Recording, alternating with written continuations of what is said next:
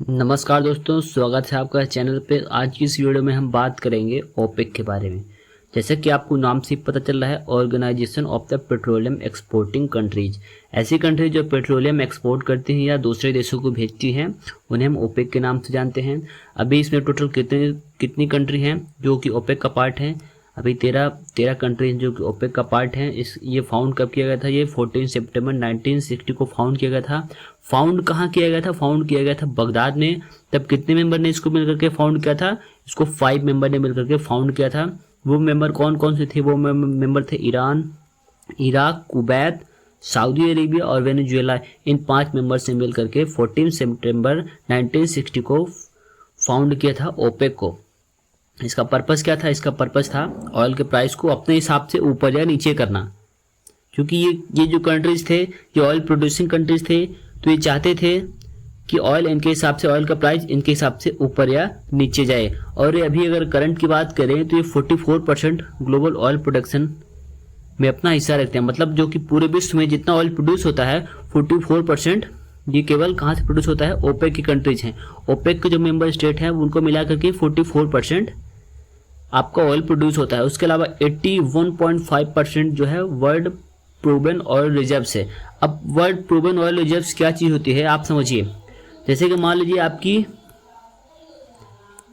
5 countries हो गई और एक डेट डिसाइड की गई कि मान लीजिए 20 सितंबर 2030। तो आपकी ये 3 कंट्रीज बोलती हैं कि 20 सितंबर 2030 तक हमारा ऑयल बचा रहेगा, और ये 2 कंट्रीज कहते हैं नहीं, हमारा 20 सितंबर 2030 तक हमारे पास ऑयल नहीं बचा रहेगा। तो ये जो आपकी 3 कंट्रीज हो गई, इनको क्या बोला जाएगा? ऑयल रिजर्व बोला जाएगा।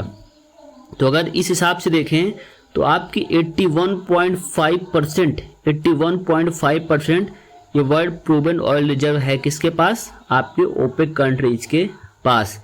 अब ओपेक के आने के पहले ये ऑयल एक्सपोर्टिंग का काम कौन करते थे? और ओपेक के आने के पहले काम करते थे 7 सिस्टर्स।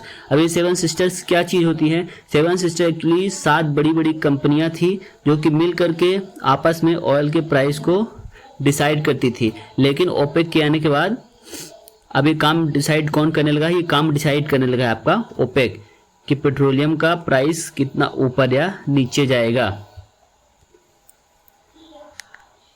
अब आप यहाँ देख सकते हैं साइज के हिसाब से कि कौन कितना ऑयल प्रोड्यूस करता है। जैसे कि देखिए, ये वेनेजुएला हो गया, और आपका अल्जीरिया, लीबिया हो गया, अंगोला हो गया, सऊदी अरेबिया हो गया, कुवैत, ईरान, इराक, आपकी यूएई हो गया। ये सारे के सारे आपके क्या आप देख सकते हैं साइज के हिसाब से, सर्कल के हिसाब से आप देख सकते हैं कि कौन कितना ज़्यादा ऑयल प्रोड्यूस करता है। जैसे कि आप देख पा रहे हैं कि सबसे ज़्यादा ऑयल प्रोड्यूस कौन करता है? सबसे ज़्यादा ऑयल प्रोड्यूस करता है आपका सऊदी अरेबिया।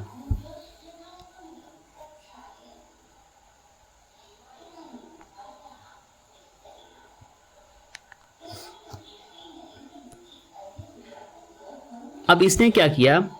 क्योंकि ओपेक के आने की वजह से ओपेक क्या डिसाइड करने लगा?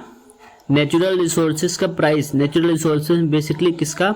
मेनली था आपका पेट्रोलियम का प्राइस। कौन डिसाइड करने लगा? आपका डिसाइड करने लगा ओपेक।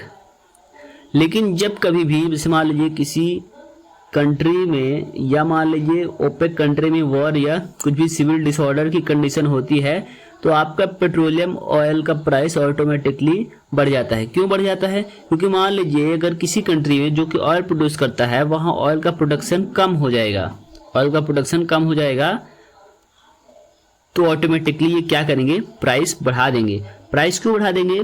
क्योंकि इन्हें पता है कि ऑयल इन्हीं, मान लीजिए 4 कंट्री हो, मान लीजिए एग्जाम्पल के लिए 4 कंट्री हो गई, तो चारों में से ही बंदा, मान लीजिए मैं बढ़ाऊंगा ऑयल का प्राइस, तो ये इसके पास ले जाएगा। लेकिन इसने भी प्राइस बढ़ा दिया क्योंकि ये ओपेक का पार्ट है, और इसके पास जाएगा तो इसने भी बढ़ा दिया। मतलब जिस किसी के पास भी जाएगा तो उसको प्राइस सेम ही देखने को मिलेगा। तो इसीलिए जब भी ऐसा कुछ होता है, वॉर या सिविल डिसऑर्डर की कंडीशन, तो आपका पेट्रोलियम ऑयल का प्राइस बढ़ जाता है। उसके अलावा अब मान लीजिए ये आपकी ओपेक कंट्रीज हो गई। ओपेक कंट्री से मान लीजिए कोई कंट्री आपकी ऑयल ले रही थी, इंपोर्ट कर रही थी। अब मान लीजिए यहाँ कुछ दिक्कत चल रही है तो ये ऑयल नहीं ले पा रही है, तो कहीं ना कहीं इन ओपेक कंट्रीज का एक्सपोर्ट कम हुआ कि नहीं हुआ? कम हुआ।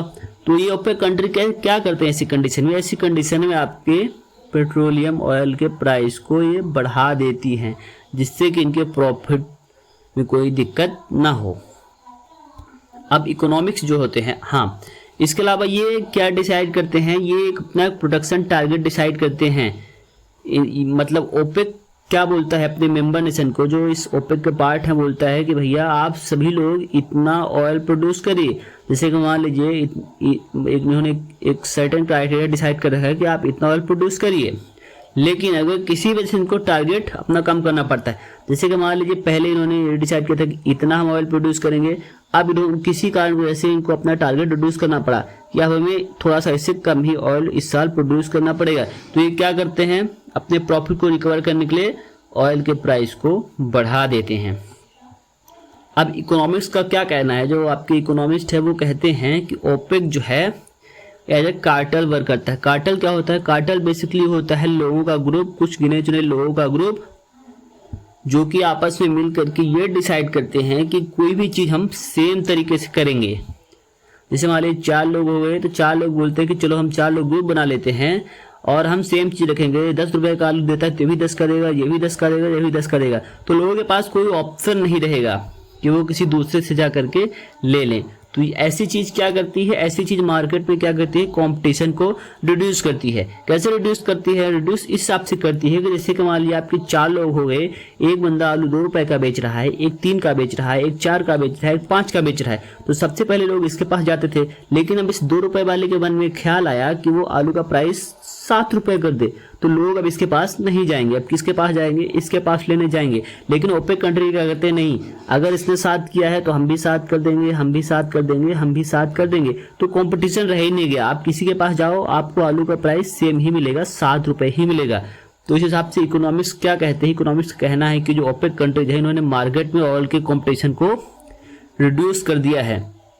अब चलिए हम लास्ट में देख लेते हैं कि ओपेक की कंट्रीज कौन कौन से या मेंबर कौन कौन से, करंट मेंबर कौन कौन से हैं। तो आपके अल्जीरिया हो गया, अंगोला हो गया, इक्वाटोरियल गिनिया हो गया, आपके गैबन हो गया, ईरान हो गया, इराक हो गया, कुवैत हो गया, लीबिया हो गया, नाइजीरिया हो गया, रिपब्लिक ऑफ द कॉन्गो हो गया, सऊदी अरेबिया हो गया, यूएई हो गया आपका, और वेनेजुएला हो गया। इसके अलावा आपके इससे पहले और कुछ मेंबर हुआ करते थे आपके ओपेक के, जैसे कि आपका इक्वाडोर हो गया, इंडोनेशिया हो गया, कतर हो गया। लेकिन अब ये इसके ओपेक के मेंबर नहीं है, किसी कारण की वजह से इनको ओपेक का सिस्टम नहीं पसंद आया। इसकी वजह से इन्होंने क्या कर दिया, ओपेक को छोड़ दिया। इसके अलावा इनकी कुछ कंट्रीज ओपेक प्लस भी हैं, जो कि ओपेक का पार्ट तो नहीं है, लेकिन ओपेक की जो ओपेक ने जो कुछ क्राइटेरिया डिसाइड कर रखा है उसी के हिसाब से काम करते हैं, उसी के हिसाब से ऑयल का प्राइस ऊपर नीचे करते हैं। तो दोस्तों, अगर आपको वीडियो पसंद आया हो, वीडियो आपके लिए हेल्पफुल रहा हो, तो वीडियो को लाइक, शेयर और चैनल को सब्सक्राइब जरूर करिएगा। At last, thank you and stay connected.